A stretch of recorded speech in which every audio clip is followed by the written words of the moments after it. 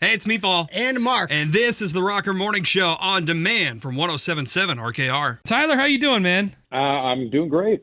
Awesome, dude. Well, frontman to the multi-platinum band Theory of a Deadman. Their latest album, Dinosaur, came out last year. They're one of the headliners for the Allegan County Fair next month. Welcome to the Rocker Morning Show, Tyler. Appreciate you being on with us today. Hey, thanks. Yeah, we're excited to get you here at the Allegan County Fair, man, next month. It's going to be a good show. It's with Third Eye Blind and Of Mice and Men. This is a big fair, and a lot of legends have come through here. We've had Leonard Skinner, Johnny Cash, Kiss, Britney Spears, Three Doors Down, Papa Roach. I mean, the list goes on and on. You guys are in good company when it comes to this particular fair. It sounds like it. I'm just excited to hang out with Britney Spears and maybe Johnny Cash. Yes. He will definitely be there. Yeah, absolutely. Yeah. Theory of a Deadman has now been a project of yours and Dean's for 25 years now. And you guys kind of hit the ground running right away with that first record of 2002. 25 years later, down the road, like, do you guys still feel that thrill and excitement that you had back then, or has it changed or kind of mellowed out for you now? I mean, still definitely feel that excitement. Like it definitely is like the best job. It's because this summer's been like, I think this summer I have 52 flights or something like that. Wow. Okay. It's been, it's been a lot, but you know what? I just love it. Like, flying is not fun. Going to the airport's not really something you look forward to, but True. I think some other people would look at it as a great opportunity to complain and whine, but I just love it. I love traveling and seeing the guys. And me and Dean, we started at a restaurant together. We interviewed the same day and we started the same day, and they took one look at me and they're like, "You're going to be washing dishes." And they took one look at Dean and they're like, "Well, you can bus tables." So yeah, I definitely was behind the scenes dude, had like long hair, and I was definitely like the rocker kid. What was the music scene like in North Delta there in British Columbia? Did it have its own sound, or did you guys get a lot of the grunge element coming up from Seattle? Yeah, I remember. So going to high school, like I graduated in 93, so high school 91 was like right when 10th grade, 11th grade. So that was like everyone was cutting their teeth on Seattle. So we were 2 hours from Seattle. So we kind of adopted it. Everyone in school was playing guitar in a band. I was in multiple, everyone was in bands. Yeah. All you do in British Columbia is play hockey and play in a band. It's the weirdest thing. That's funny. Did you ever have any bands that, played while they were on the ice? I feel like that would be truly a Canadian thing. Pretty close.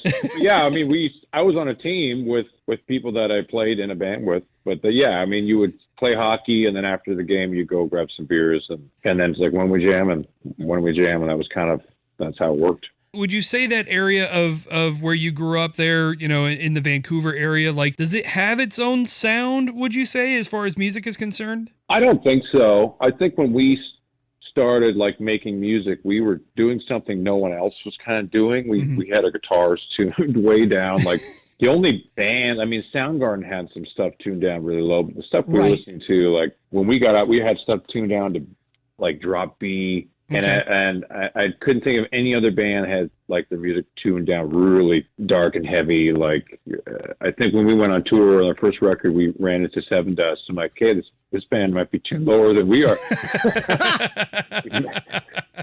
So there definitely was some bands out there like Korn, and we were like, okay, there's some other bands tuned low, but that was kind of something. I don't know any other band in Vancouver that was playing really heavy riffs with their guitars tuned low. Well, and then you guys got hooked up with Chad Kroeger and Nickelback, obviously, who were they're a little further east in Canada there, but they were kind of instrumental in getting you guys really, really out the door with a big name there. So I mean, that's a powerful Canadian alliance right there. Yeah, I mean, he was. So I knew Chad because his girlfriend was friends with a friend of ours. So we would kind of hang out. She would say like, "Hey, you want to go see my boyfriend's band play?" And we're like, "Yeah, sure." And they were really good, but they were kind of trying to get things going. I think they were in a band, right? And so they kind of took off about a year or two before we did, and it was real fast for them. So we were excited. We were excited for them, and then we were, crossing our fingers that the same would happen for us. One of the albums that you released, Savages, has a track that Michiganders immediately lock onto, and that's the title track with Alice Cooper, who's obviously a Michigan man.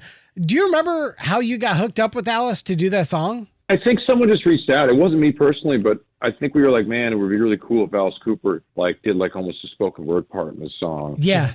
And then he agreed and said, yeah, I'll do it. So I actually went to his house. He's in Arizona. Right. So right.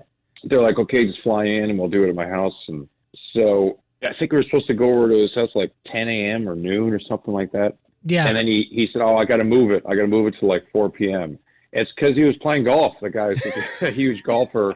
Yeah. He cannot stop playing golf to record music. So I like that about him, that he puts golf first and then music. So, but it was good. It was awesome. That is really funny because I know he did the same exact thing when he did the ICP album, Great Malenko. He put him off because of golfing? Violent J, Joe Bruce was in Arizona and they were waiting for him and he comes in his golfing gear and he cuts the spoken word part. And then he's like, all right, well, I got to get back to the course. He just takes off.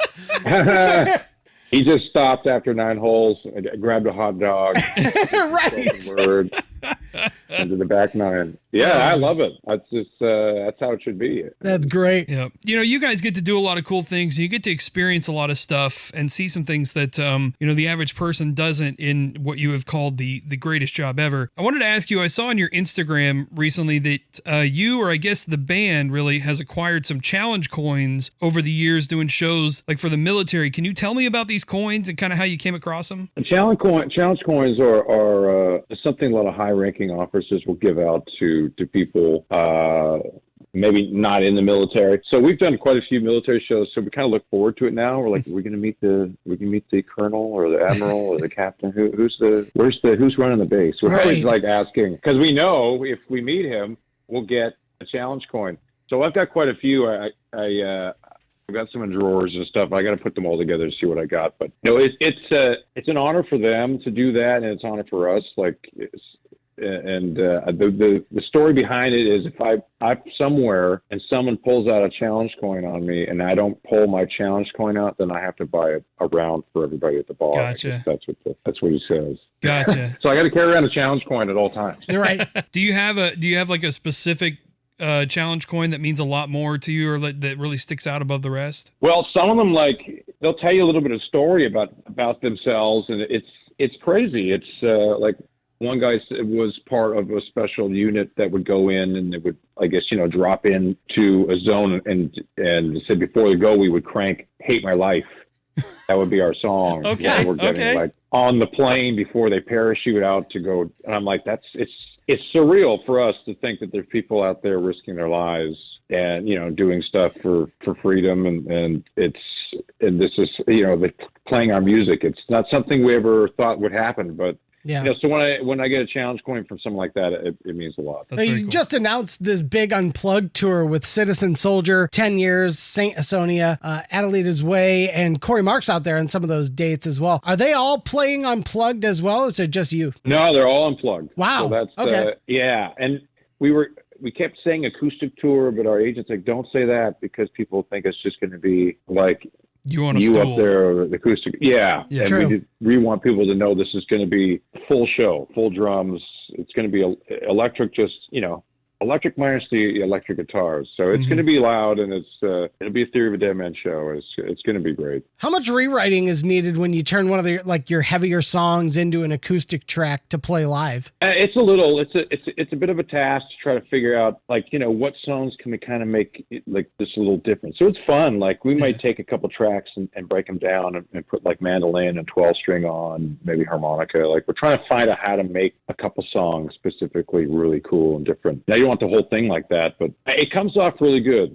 We don't have a lot of super heavy riff tracks, right? Right. So a lot of it sounds good broken down into acoustic. Are you bringing on some extra musicians for this as well to kind of round out that full sound that you would get plugged in on the record? Obviously, are you bringing in some help, like you said, with the mandolins and the harmonicas and stuff? Or are you all doing that yourself? No, we're bringing in a guy, Walter. He's coming in and he's going to be our fifth guy. guy, so he's going to be playing keys, keyboards, piano, and some auxiliary stuff. So he'll be doing the mandolin, or we'll see. He can do everything. So who knows? Maybe he'll bring a saxophone or something. Oh, Right. dude, I am Heck a proponent that there needs to be a lot more saxophone in rock and roll music. There used to be a ton of it back in the day, and now I think the only one doing it is Ghost. Yeah. With Papa Nil. It's the only saxophone. Oh yeah, he comes out and does the big sax solo. Yeah. In the song. Yeah, it's pretty badass. I agree. I think you could bring Saxy back to rock and roll music.